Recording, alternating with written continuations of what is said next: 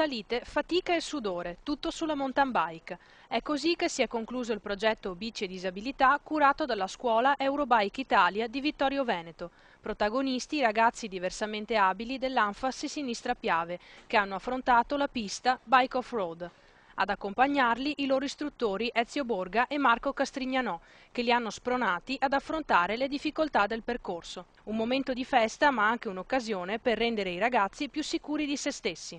Aumenta la loro autostima, permette anche di vivere insieme un momento di festa e un insieme anche ad altre persone, che sono le persone che normalmente frequentano questa pista, quindi inserirle in un contesto sportivo normale, insieme a tutte le altre persone che comunque fanno un'attività sportiva di base e loro vorrebbero fare altrettanto. E questa è un'occasione per renderle autonome, renderle partecipi. La giornata si è conclusa con la premiazione simbolica di tutti i partecipanti.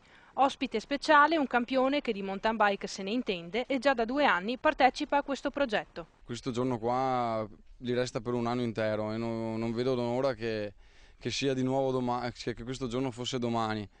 E quindi ci vorrebbero molte persone che facessero queste cose. Quindi bravi a tutti, bravi ragazzi soprattutto.